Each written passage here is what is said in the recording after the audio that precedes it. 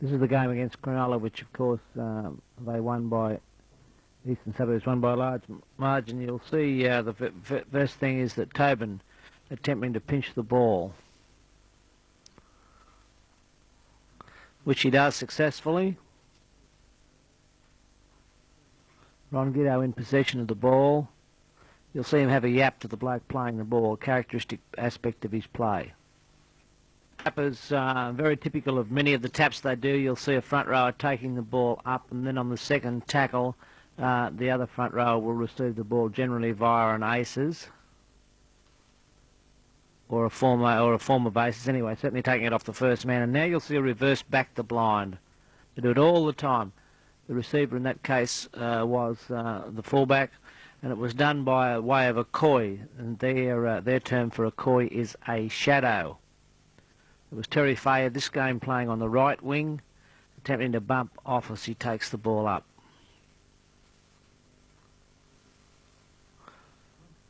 And that would be McCabe playing very wide.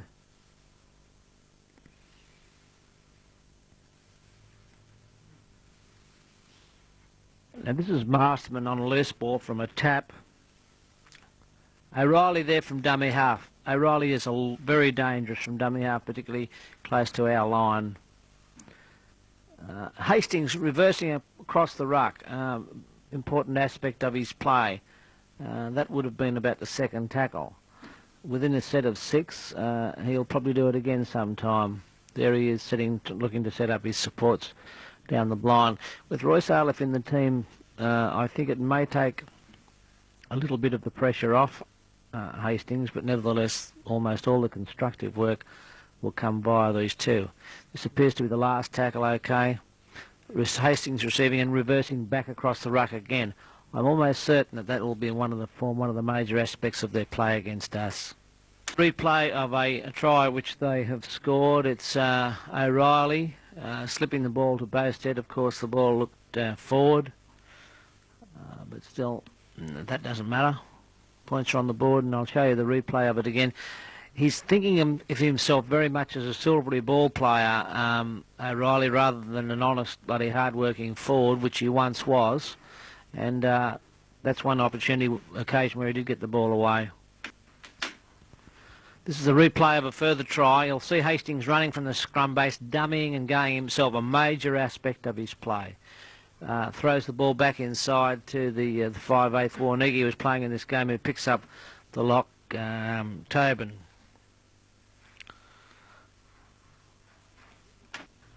Now with this scrum, I don't know who's going to feed, but I certainly know that when Hastings feeds the ball into the scrum, it's almost instantaneous as the packs meet. In other words, he likes to put the ball in straight away, and normally a very fairly subtle second row feed by him. Okay, they've won the ball. Tobin standing out of the scrum. You'll notice that McCabe wraps very quickly coming out. There he is, wrapping very quickly straight out of the scrum.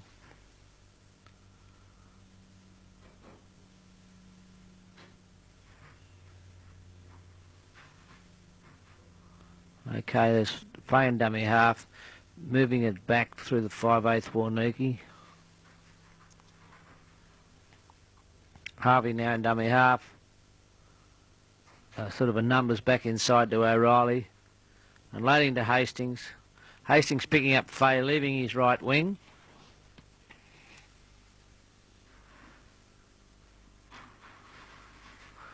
And Warnigi goes through to score.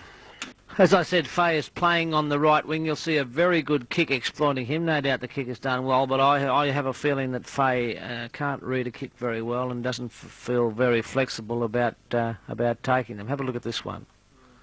Looked extremely awkward. You'll see him feeding the ball into the scrum almost as soon as he possibly can, getting a little bit of a margin from error. Tobin is out of the scrum. Struggles out of a tackle, fairly strong up above. And back across to Fay on the right wing. And he scores. 1 minute before half-time, which of course is a very important thing that the Eastern Suburbs players attempt to do, knowing full well that the most vulnerable time, of course, on a football field is the 5 minutes before full time and the 5 minutes before half time. Also, of course, the time immediately after they have scored, or alternatively when the opposition has scored, is an equally vulnerable period of time for them. That's why it's so very important for our wingers to keep warning the players inside them all through the course of the game when these vulnerable periods of time arise. Yes, here we come now. Okay, this is the beginning of the second half. Their tactics early in the second half are probably very much instrumental about what Fulton's told them, because he does make a great point in the papers, the media generally, of blaming them whenever they don't follow his tactics. He'll see Hastings dominating the show right from the beginning. There he has his first receiver with one front rower coming off him. There is a first receiver again, this time Ronnie Giddo taking the pass off him. And he'll probably kick, or whatever he's told to do. You can generally bet that it'll be Hastings. It generally kicks to the right-hand side of the field too.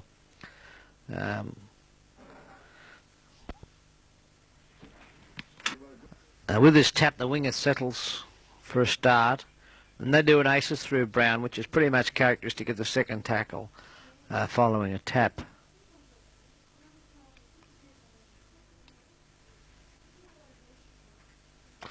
Now it's almost, you can read it now, it'll go back to blind to Giddo, Byron aces. Notice, by the way, how they did two aces in a row there.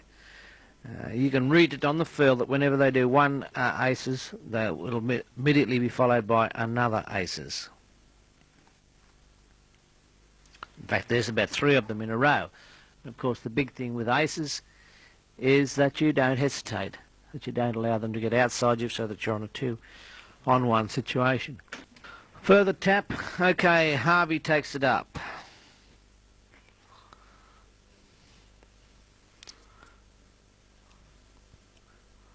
Now another forward takes it up via a numbers.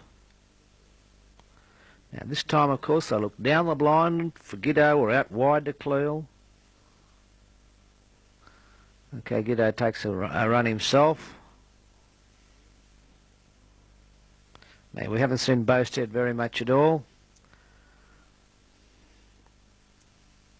but he'll make a slicing run here very shortly. There he goes.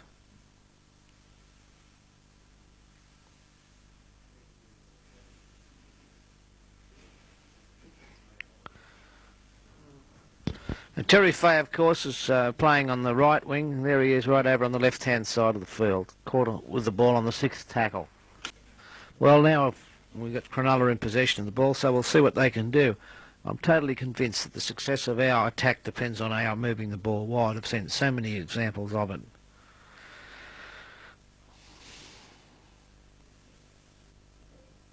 It's just keeping the ball alive and then moving it wide wherever possible. Now you'll see when they move it wide here, you'll notice an interesting thing. McCabe, of course, who plays wide during the entire game, he's caught on a situation with a centre out wide where he doesn't quite know what to do by the water rat, and there you go, just a simple case of a 2-on-1 in situation, a little bit of a dummy, and through they go for a try. Bosted's in dummy half from the scrum win. Got a good run by Terry Fay here. Bump off run, running from dummy half. No, he carries the ball fairly high too, and you can pinch it off him. But it's using his strength and his strong legs. He rarely looks to pass. O'Reilly receives the ball here. I want you to have a look at this shortly too. There's Warnegi with the ball now. Of course, playing second grade against us.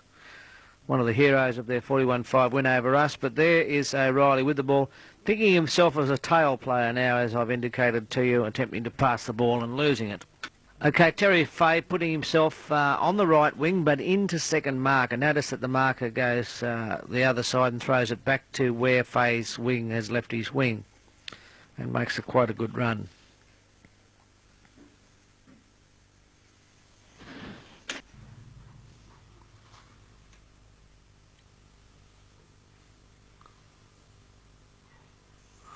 Okay, there's a bit of a scramble going on here. I'd just like you to have a look at Mr.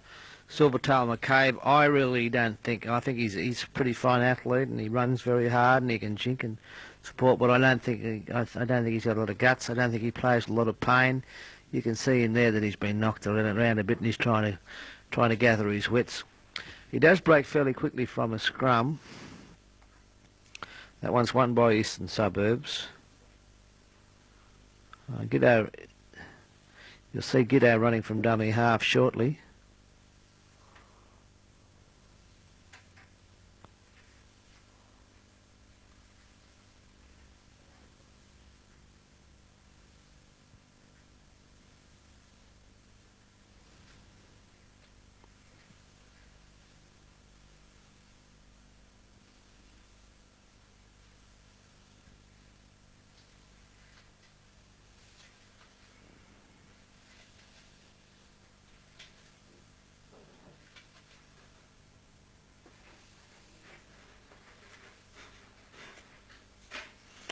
Ronnie has a little bit of trouble unloading, but of course he did a very good dummy then and almost broke through and did the right thing and scored a try, or set up a try play, because it shows one of the major aspects of their play, which is the other centre decoying inside. In that case it was number 4.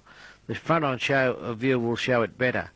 When Ron Giddo's playing with Cleel, Giddo tends to be the decoy, but in this case, Giddo being the senior partner, the other centre is the decoy.